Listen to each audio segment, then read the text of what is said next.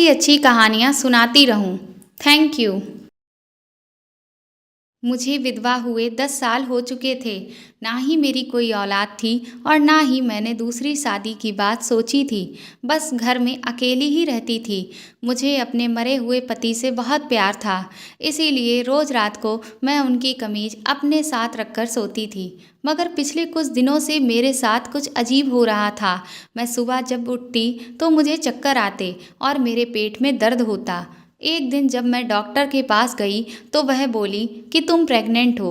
उनकी यह बात सुनकर मैं बहुत घबरा गई, क्योंकि मैं तो कई सालों से विधवा थी और ऊपर से घर में कोई आदमी भी नहीं था। उस रात मैं बहुत परेशान थी। पति की कमीज सीने से लगाए लेटी हुई थी कि तभी मुझे कोई चीज़ चुभती हुई महसूस हुई।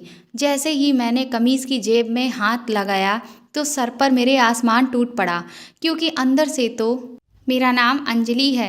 आज मैं बहुत खुश थी, क्योंकि आज मेरी बड़ी बहन वंशिका की शादी थी। इसीलिए हम बहन भाइयों ने बहुत हल्ला गुल्ला मचा रखा था। वह हम सब बहन भाइयों में सबसे बड़ी थी और उसके बाद मेरा नंबर आता था। उसके बाद मुझसे छोटी 2 बहनें और एक भाई था। हमारे घर की ये पहली शादी थी। आज मैंने सोच रखा था कि मैं अपने जीजा जी के जूते चुराई की रस्म में उनसे पूरे 5,000 रुपये लूँगी, क्योंकि वह बहुत अमीर थे। मेरे जीजा जी बहुत अच्छे पैसे कमाते थे। मैंने पीले रंग का सूट पहनकर जीजा जी के जूते चुराने की बातें कर ही रही थी कि तभी मम्मी ने मेरा हाथ पकड़ा और वह मुझे अपने कमरे में ले गईं। मैंने गौर किया तो वह मुझे काफ़ी परेशान लग रही थीं। उनकी आंखें सूजी हुई थीं और ऐसा लगता था मानो वह रो रही थीं। मैं बोली, मम्मी क्या बात है, सब ठीक तो है ना? मम्मी मेरे पूछने पर बच्चों की तरह फूट फूट कर रोने लगी थीं। फिर मम्मी ने मेरे हाथ में एक खत थमा दिया था। मैंने जल्दी से वह खत खोल कर देखा तो वह वंशिका दीदी की तरफ से था। उसमें लिखा था कि मम्मी, मुझ में अब बर्दाश्त करने की हिम्मत नहीं है। मैं अपने दिल की बात आपसे कर सकूं, इसीलिए मैंने इस खत का सहारा लिया। मैं रमन से शादी नहीं करना चाहती थी, क्योंकि मैं तो किसी और लड़के को पसंद करती थी। मैंने अपनी मोहब्बत पर समझौता कर लिया था मम्मी, मगर आज उसने मुझसे कहा कि अगर मैं उसके साथ घर से भागकर नहीं गई तो फिर वह जहर खाकर अपनी जान दे देगा। मम्मी, मैं ऐसा नहीं होने दे सकती थी, इसीलिए अब मैं यह घर छोड़कर अपनी मोहब्बत के साथ भाग रही हूँ। मम्मी, मैं जानती हूँ कि इस तरह से आपकी बहुत बेइज्जती होगी, लेकिन भगवान के लिए मुझे माफ़ कर दीजिए और अगर हो सके तो मेरे लिए आप प्रार्थना ज़रूर कीजिएगा। मैं तो अपनी दीदी का खत पढ़कर कांपने लगी थी। मम्मी बोली, अंजलि, क्या तुम्हें अपनी बहन की इन काली करतूतों के बारे में पहले से पता था? मैं फूट फूट कर रोने लगी और बोली, मम्मी कसम से मैं इस सब के बारे में कुछ भी नहीं जानती थी, वरना मैं दीदी को कभी भी इस घर से जाने न देती। मम्मी कहने लगी, अब हमारे पास और कोई रास्ता नहीं है। अब देखना तुम्हारे पापा की इज्जत नीलाम हो जाएगी। बताओ बेटी, अब इस हाल में आखिर हम लोग क्या करें? मैं मम्मी से बोली, मैं नहीं जानती कि हमें क्या करना चाहिए, लेकिन आप जो भी कहेंगी मैं आपके बताए अनुसार वैसा ही करूँगी। मम्मी ने मेरे सर पर हाथ रखा और बोली, बेटी, अपने बाप की इज्जत अब तुम ही बचा सकती हो। अपनी कमबख्त बहन की जगह तुम दुल्हन बन जाओ। उनकी बात सुनकर मैं हक्का बक्का रह गई थी। मुझे मम्मी से इस तरह की बात की कोई उम्मीद बिल्कुल नहीं थी। मैं बोली, मम्मी ऐसा कैसे हो सकता है? अगर मैंने आपकी बात मान ली और यह शादी कर भी ली तो खुद सोचिए, जब मेरे ससुराल वालों को इस बात का पता चलेगा तो वह मेरे साथ क्या सुलूक करेंगे? वह तो मेरा जीना ही हराम कर देंगे। मम्मी कहने लगी, मगर तुम्हें इस बात के बारे में मालूम नहीं है क्या कि तुम्हारे पापा दिल के मरीज हैं? वह यह सदमा बर्दाश्त ही नहीं कर पाएंगे। आगे तुम्हारी मर्जी है, अपने बाप को अर्थी पर लिटाना चाहती हो या फिर ये दुल्हन का जोड़ा पहनकर मंडप पर बैठना चाहती हो। मैंने दुल्हन के जोड़े की तरफ देखा तो आंखों से आंसू बहने लगे। फिर मुझे अपने बाप की खातिर अपनी खुशियों की कुर्बानी देनी ही पड़ी। इतना धोखा तो ससुराल वालों को देना ही था, क्योंकि मैं मजबूर थी। आखिर मैं करती भी तो क्या? मैंने अपने ससुराल में घूंघट नहीं हटाया। मैं घूंघट के अंदर छुपी सारी रस्मों में रोती रही थी। मैं तो यह सोच भी नहीं पा रही थी कि जब मेरा दूल्हा घूंघट उठाएगा तो वह मेरे साथ कैसा सलूक करेगा। कहीं जल्लाद की तरह मेरे ऊपर हाथ ना उठा दे। वह अपने घर वालों को कमरे में बुला लेगा और फिर यह सब मुझ पर बड़ी तेजी से टूट पड़ेंगे। यही सोचकर मैं रोती रही थी। खैर, मेरे पापा ने मेरे सर पर हाथ रखकर मुझे विदा कर दिया था। वह नहीं जानते थे कि मैं वंशिका नहीं बल्कि अंजलि हूँ। कुछ ही देर के बाद में मैं विदा होकर रमन के घर आ चुकी थी। मेरी सासू माँ मुझे मेहमानों के बीच में बिठाकर कुछ रस्में पूरे करना चाहती थीं। मैंने सरदर्द का बहाना बना लिया और रमन से कहा कि मैं कमरे में जाना चाहती हूँ। रमन ने अपनी माँ से कह दिया कि आप बाकी रस्में सुबह कर लीजिएगा। उन्हें कोई ऐतराज़ नहीं हुआ। मुझे मेरे कमरे में लाकर बिठा दिया गया था। थोड़ी देर के बाद ही रमन भी कमरे में आ गए। उन्होंने जल्दी से मेरा घूंघट पलट दिया। वह मुझे देखकर एक पल के लिए बिल्कुल दंग रह गए थे। वह तो कुछ बोलने की भी स्थिति में नहीं थे। फिर उन्होंने बड़ी देर के बाद जो शब्द कहा वह मेरे दिल को सुन्न करने के लिए काफ़ी था। वह बोले, तुम वंशिका की छोटी बहन अंजलि हो। मैंने हाँ में सर हिला दिया। वह बोले, तुम यहाँ क्या कर रही हो और इस तरह रो क्यों रही हो? कुछ तो बताओ। मैं रोते हुए बोली, रमन, वंशिका दीदी आज घर से भाग गई हैं। हमें उसके बारे में कुछ भी नहीं पता था। वह कभी ऐसा नहीं कर सकती। मम्मी ने ही उनका खत मुझे लाकर दिया था और जिसमें उन्होंने लिखा था कि वह किसी और से मोहब्बत करती है और इसीलिए उसके साथ घर छोड़कर जा रही है। उस टाइम मम्मी बहुत परेशान हो चुकी थी। उन्हें पापा की इज्जत की फिक्र थी, इसीलिए उन्होंने मेरे सर पर दुल्हन का दुपट्टा डालकर मुझे मंडप में बिठा दिया। रमन अपना सर पकड़कर बैठ गए। वह बोले, अच्छा, जब पंडित जी ने फेरे लगवाए थे तो मुझे थोड़ा सा शक तो हुआ था कि वह वंशिका की जगह अंजलि का नाम क्यों ले रहे थे, मगर उस वक्त मुझे ऐसा लगा कि ये शायद मेरा वहम है। मैं बोली, जी, मम्मी ने ही पंडित जी से बात की थी कि इसे मंडप में भेज रहे हैं। पंडित जी को इन सब चीज़ों के बारे में सब पता था, इसीलिए मेरी शादी पंडित जी ने मेरा ही नाम लेकर करवाई। मम्मी ने शादी के टाइम खाना टेबल पर लगा दिया था ताकि खाने की वजह से किसी का नाम की तरफ कोई ध्यान ही ना जाए। रमन ने सिर हिला दिया। फिर बोले, तुम इस तरह घबराई हुई क्यों हो? तुम्हें यह रिश्ता मंजूर नहीं था क्या? मैं बोली, मुझे यह रिश्ता मंजूर है या नहीं। उस टाइम मुझे जो चीज़ डरा रही थी वह यह कि अब आप और आपकी फैमिली मेरे साथ कैसा सलूक करेंगी। रमन कहने लगे, अंजलि, तुम एक बहुत अच्छी लड़की हो। इस बात का सबूत के लिए यही काफ़ी है कि तुमने अपनी बहन की गलती को सुधारने के लिए खुद को कुर्बान कर दिया। तुमने अपने माँ बाप को बदनामी से बचा लिया और अगर आज बारात खाली वापस लौटती तो यकीनन हमारी भी बहुत बदनामी हो जाती। तुमने हमें भी तो बदनामी से बचा लिया है। रमन कहने लगे, अंजलि, तुम एक अच्छी खासी प्यारी लड़की हो। मुझे तुम्हें अपनाने में कोई समस्या नहीं है। मैं तो रमन की बातें सुनकर हैरान रह गई थी। क्या कोई सच में इतना अच्छा हो सकता है? मैं भी अब जरा तसल्ली में बैठ गई थी। फिर रमन ने मुझे अपना मोबाइल फ़ोन दिया और कहने लगे, तुम आराम से अपने घर बात कर लो और अपनी माँ को सारी बात बता दो कि रमन को अब सच्चाई का पता चल चुका है और वह परेशान ना हो। उन्हें दिलासा दे दो, रमन की बात सच साबित हुई थी। जब मैंने मम्मी को फ़ोन किया तो वह रोने लगी और बोली, जब से तुम विदा होकर गई हो मैं तो सूली पर लटकी हुई हूँ। अच्छा हुआ कि तुमने मुझे फ़ोन करके अपने बारे में बता दिया। सच जानने के बाद रमन ने तो मुझे कुछ नहीं कहा था, मगर जब मेरी असलियत घर वालों के सामने खुली तो सबने बहुत ऐतराज़ किया। मेरी सास तो कहने लगी, बेटा, उसे अभी के अभी डाइवोर्स देकर इस घर से निकाल दो। उसके माँ बाप को भी तो पता चले कि यह धोखा नहीं चलता है। यह रिश्ता ना हुआ जैसे हम सब्जी मंडी से सब्जी लेने गए हों, हमें दिखाया कुछ और गया और पैक करके कुछ और दे दिया गया हो। तब रमन ने ही सबको तसल्ली दिलवाई और उसने सबसे कहा, मुझे अंजलि वंशिका से भी ज़्यादा अच्छी लगी है। अगर आप में से किसी ने भी उसके साथ बुरा सलूक किया तो मुझे बहुत दुख होगा। खैर, रमन ने बहुत बड़ी रिसेप्शन पार्टी दी थी और यह सब देखकर मेरा मन बहुत खुश हो गया था। पार्टी के बाद सब मेहमान चले गए तो मैंने महसूस किया कि मेरी सास अभी भी मुझसे खिंची खिंची थी। रमन ने अपनी माँ को मजबूर कर दिया था कि वह मेरा ख्याल रखें। आखिरकार मेरी सास का भी धीरे धीरे दिल पिघल ही गया। अब हम दोनों में बहुत अच्छी दोस्ती भी हो गई थी। मेरे पति रमन यूपी में स्पेशल पुलिस फोर्स में ड्यूटी पर तैनात थे। स्पेशल वालों की तो कभी भी छुट्टी होती ही नहीं थी, 24 आवर ड्यूटी होती है। और उन्होंने मुझे हर खुशी दी थी। वह कभी मुझे घुमाने ले जाते तो कभी शॉपिंग कराने ले जाते। मेरी ज़िंदगी बहुत हसीन चल रही थी। फिर वह अपनी ड्यूटी पर चले गए। रमन के जाने के बाद भी मेरी सास मेरे साथ बहुत अच्छे से रहती। एक दिन उन्होंने मुझे अपने पास बुलाया और कहने लगी, बहू, मेरा बेटा तो अब ड्यूटी पर चला गया है, लेकिन तुमने खुशखबरी अभी तक नहीं सुनाई है। मैं अपनी सास की बात सुनकर बहुत परेशान हो गई। मैंने अपनी सास को बताया कि अभी तो कोई खुशखबरी नहीं है।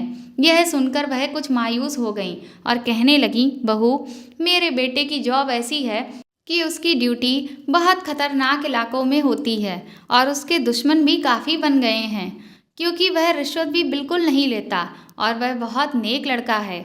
मैं चाहती हूँ कि मेरा बेटा हजारों साल जिए, मगर मैंने उससे कह दिया है कि जहाँ फ़र्ज की बात आए वह एक पल के लिए भी देरी ना करे और अपनी जान की बाजी लगा दे। इसलिए मैं चाहती हूँ कि मेरे बेटे की निशानी मेरे पास हो। मैं अपनी सास की बात सुनकर गुमसुम सी हो गई थी। मैं बोली, माँ जी, भगवान के लिए आप ऐसी बातें मत करिए, मेरे दिल में बहुत घबराहट होती है। वह मुस्कुरा दी और मेरे सर पर हाथ फेरकर प्रार्थना करने लगी कि तुम सदा सुहागन रहो। फिर वह कहने लगी, बेटी, तुम ऐसा करो कि कुछ साल के लिए रमन के ही पास चली जाओ, तब तक मैं अपनी बहन के घर चली जाऊंगी। मेरे बेटे रमन को सरकारी क्वार्टर तो मिल ही गया था, तुम उसके पास जाकर रह सकती हो। रमन को भी औलाद की बहुत ख्वाहिश थी और मुझे अपनी सास से इस तरह की बात की उम्मीद नहीं थी। मुझे तो लगा कि वह मुझे हमेशा मेरे पति से दूर रखेंगी और उनके पास जाने ही नहीं देंगी, मगर उन्होंने मेरे इस ख्याल को गलत साबित कर दिया था। मेरी सास ने उसी दिन रमन को फ़ोन करके कह दिया कि वह मुझे रमन के साथ रहने के लिए वहाँ भेज रही हैं। रात में मुझे रमन की कॉल आ गई। वह बहुत खुश लग रहे थे और कहने लगे कि लगता है मेरे जाने के बाद तुमने रो रो कर अपना बुरा हाल कर लिया है, जो मम्मी तुम्हें मेरे पास भेजने के लिए राजी हो गई हैं। मैं भी मुस्कुरा दी। वह कहने लगे, मैंने जब से यह खुशखबरी सुनी है कि तुम मेरे पास रहने के लिए आ रही हो, मैं खुशी से फूला नहीं समा रहा हूँ। मैं कल तक सारे इंतज़ाम कर लूँगा और फिर यहाँ आकर तुम्हें ले जाऊँगा। मुझे यह सब किसी ख्वाब की तरह लग रहा था। खैर, जो भी था, मैं बहुत खुश थी। मैंने अपना सारा सामान पैक कर लिया था। मेरी सास भी मुझे देखकर मुस्कुरा रही थी। शाम को रमन का फ़ोन आना था, ये बताने के लिए कि इंतज़ाम पूरे हुए हैं या फिर नहीं। जब शाम हुई तो रमन के नंबर से फ़ोन आने लगा। मैंने कांपते हुए हाथों से कॉल उठाई तो किसी ने हेलो कहा, लेकिन हेलो मेरे रमन की आवाज़ नहीं थी। अचानक से मैं घबरा गई। मैं बोली, जी कौन? तो दूसरी तरफ से आवाज़ आई, जी आप रमन के घर से बात कर रही हो? मैंने जल्दी से कहा, जी मैं उनकी पत्नी बात कर रही हूँ। फ़ोन पर कुछ देर के लिए वह चुप हो गए। फिर उनकी आवाज़ आई कि आपके रमन की शहादत हो गई है। रमन अब इस दुनिया में नहीं है। यह शब्द मुझ पर गोली की तरह आकर गिर गए। मैं एकदम से ठहर सी गई। मेरी सास ने जल्दी से मेरे हाथ से फ़ोन ले लिया। फिर उन्हें भी रमन के शहीद होने की बात बता दी गई। उनका मामला मुझसे भी बहुत बुरा था, लेकिन फिर भी उन्होंने खुद को संभालते हुए कहने लगी, मुझे शहीद की माँ होने पर फ़क्र है। काश मेरे 10 बेटे होते तो मैं अपने सभी बच्चे इस वतन के लिए कुर्बान कर देती। अपनी सास का यह जज्बा देखकर मेरे रोंगटे खड़े हो गए और मैं बहुत डर गई। मैं उनके गले लगकर फूट फूट कर रोने लगी थी। वह भी हिचकियाँ ले लेकर रो रही थी, मगर मुझे रोने से मना कर रही थी और बोली, बहू ये आंसू छुपा लो, दुखी मत हो। कहीं ऐसा ना हो कि कोई औरत तुम्हारे आंसू देखकर घबरा जाए और अपने पति को अपने वतन की खातिर जान देने से रोक ले। मैं तो उनका हौसला देखकर हैरान हो ही जा रही थी। फिर मेरे रमन को बहुत ही शान शौकत के साथ अंतिम संस्कार किया गया। मैं खुश थी कि मैं एक शहीद की पत्नी थी, मगर मेरा जो दिल था वो संभल ही नहीं रहा था। मैं इस सदमे से बाहर ही नहीं आ पा रही थी। मेरे पति रमन बहुत अच्छे इंसान थे। उन्होंने मेरी इज्जत की हिफाजत की थी। उन्होंने मुझे लोगों के सामने रुस्वा होने से बचाया था और मेरे माँ बाप की लाज रखी थी। फिर मैं कैसे न कैसे इस इंसान से मोहब्बत करने लगी। मैंने अपनी सास से कह दिया कि मैं रमन के बाद आपका सहारा बनूंगी। मैं घर से निकलकर आपके लिए कमाऊंगी। मगर मेरे कमाने की नौबत ही नहीं आई, क्योंकि रमन की पेंशन आने लगी थी और उसी से घर का खर्च चल रहा था। अब हम दोनों औरतें घर में मर्दों की तरह घूमती रहती थीं। कभी कभार एक दूसरे के सीने से लगकर रो लिया करती थीं। मेरी सास अक्सर कहती कि काश रमन का बच्चा होता, तो वो तुम्हारी गोद में खेल रहा होता तो हमारे घर में इतनी उदासी ना होती। मैं भी यही सोचती थी कि काश रमन जाने से पहले मुझे अपना वारिस देकर जाते। खैर, यूं ही समय बीतने लगा। मेरी उनसे और मोहब्बत बढ़ने लगी थी। तब मेरे माँ बाप ने मुझे अपने साथ जाने के लिए कहा। मम्मी ने मेरी सास से हाथ जोड़कर माफ़ी मांगी थी और यह भी कहा कि आप मेरी बेटी को दूसरी शादी की इजाज़त दे दें, ताकि आगे पहाड़ जैसी लंबी ज़िंदगी वो किसी और के सहारे काट सके। क्योंकि कल को तो हम भी मर गए और फिर आपको भी अगर कुछ हो गया तो मेरी बेटी को तो लोग भेड़ की तरह नोच कर खा जाएंगे। मेरी सास ने मेरे सर पर हाथ रखा और कहा कि मेरी तो इजाज़त है, आप उसे अपने साथ ले जा सकते हैं। हाँ, मगर जब मेरी बेटी की शादी करिएगा तो मुझे भी ज़रूर बुलाइएगा। मेरी मम्मी बहुत खुश हो गई थी, मगर मैंने उनके साथ जाने से मना कर दिया। मैं बोली, मम्मी, रमन ने जाने से पहले मुझसे वादा किया था और मुझसे कहकर गए थे कि तुम मेरी माँ का बहुत ख्याल रखना। मैं अपने मरे हुए पति का हुक्म नहीं टाल सकती। मैं अपनी सास को छोड़कर कहीं भी नहीं जाऊंगी। मम्मी और पापा ने एड़ी चोटी का जोर लगा लिया, मगर मैं उनके साथ नहीं गई। मेरे पास ज़िंदगी बिताने के लिए रमन की बहुत सी यादें थीं। अब मैं हर रात रमन की तस्वीरें और उनके कपड़ों को गले से लगाकर सोती और उनसे ढेरों सारी बातें किया करती। यूं ही मेरी ज़िंदगी के 10 साल बीत गए। अब मेरी सास बहुत ज़्यादा बूढ़ी हो चुकी थी। मैं उनका बहुत ख्याल रखा करती थी, मगर अब कुछ दिनों से मेरी खुद की तबीयत भी ठीक नहीं रहती थी। मेरी सास भी मुझे कहने लगी कि अंजलि, तुम अपना बिल्कुल भी ध्यान नहीं रखती हो, देखो तो कितनी कमज़ोर हो गई हो। मैं उनकी बात पर हंसकर उनकी बात टाल देती। एक दिन मेरी सास कहने लगी, अंजलि, अब मैं बहुत ज़्यादा बूढ़ी हो चुकी हूँ। मेरी ज़िंदगी का अब कोई भरोसा नहीं है। मेरी बच्ची, तुम अब दूसरी शादी कर लो, ताकि जब मैं मरकर अपने बेटे के पास जाऊं तो वह जब मुझे देखे तो मुंह ना फेर ले और मुझसे यह सवाल करे कि आप मेरी धर्मपत्नी को किसके पास छोड़कर आई हो। मैंने अपनी सास को कहा कि आपको आपके मरे हुए बेटे की कसम, आपने अगर आज के बाद मेरी शादी का नाम लिया। मेरी सास अपना सर पकड़कर बैठ गई। अब मेरी तबीयत हर समय ख़राब रहने लगी थी। मेरा जी घबराता रहता था और हर टाइम मुझे मितली सी आती रहती थी, मगर मैं अपनी इस बीमारी को नज़रअंदाज करती रही। लेकिन यह सब कुछ मेरी सास की निगाहों से बच नहीं सका। वो कहने लगी, मेरी बेटी, तुम बहुत कमज़ोर होती जा रही हो। मैं तुम्हारी वजह से बहुत फिक्रमंद हूँ। तुम मेरे साथ चलो, मैं तुम्हें डॉक्टर के पास लेकर चलती हूँ। मैंने मना कर दिया, मगर आज तो मेरी सास बच्चों की तरह जिद करने लगी। वह कहने लगी कि मैं तुम्हें हर हाल में अपने साथ डॉक्टर के पास लेकर जाऊंगी। और वह मुझे डॉक्टर के पास ले गई।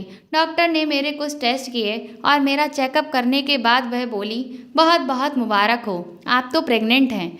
यह बात सुनकर मैं और मेरी सास दोनों हक्का बक्का रह गईं। हमने एक दूसरे की तरफ देखा, लेकिन डॉक्टर दवाइयों के बारे में बताती रही और सावधानी का कहती रही, मगर मेरे पल्ले तो उनकी कोई बात नहीं पड़ी। मेरा दिमाग तो इसी उलझन में था कि यह कैसे मुमकिन हो सकता है। खैर, हम दोनों सास बहू घर आ चुकी थी। सारे रास्ते हम दोनों चुप रहे। घर आकर मेरी सास ने मेरे सर पर हाथ रखा और बोली, बेटी, मुझे तुमसे कोई गिला नहीं है। तुम उस बच्चे के बाप को फ़ोन करके बुला लो और मैं तुम दोनों की शादी करवा दूंगी। अगर तुम्हें इस बात का डर है कि मैं अकेली रह जाऊंगी तो तुम मेरी फिक्र ना करना। मेरे पास भगवान का दिया हुआ सब कुछ है, फिक्र करने की कोई बात नहीं।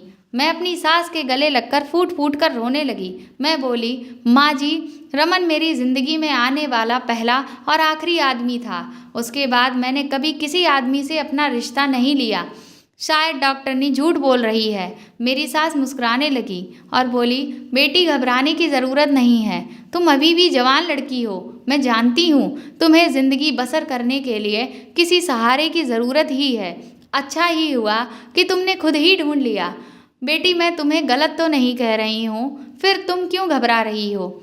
मैं बिना कुछ कहे ही कमरे में आ गई और रामायण उठाकर ले आई। मैं बोली कि इस किताब पर मैं हाथ रखकर कहती हूँ कि मेरी ज़िंदगी में रमन के अलावा और कोई आदमी नहीं आया। अब मेरी सास भी परेशान हो चुकी थी। वह कहने लगी, यह तो बहुत फिक्र की बात है। न जाने हमारे घर पर कौन घात लगाकर बैठा है। अब मैं और मेरी सास दोनों परेशान हो चुके थे। मेरी सास कहने लगी, बेटी हमें उस मुजरिम को जरूर ढूंढना है, इसीलिए आज से ना तुम सोना और ना ही मैं सोऊंगी। फिर देखते हैं कि आखिर यह सब किसका किया धरा है।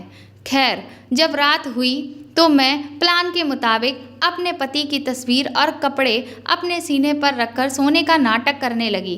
करीब रात के 12 बजे मुझे ऐसा महसूस हुआ जैसे कोई आदमी मेरे कमरे में आया है। मैंने जल्दी से दोनों आंखें खोलकर उठकर बैठ गई।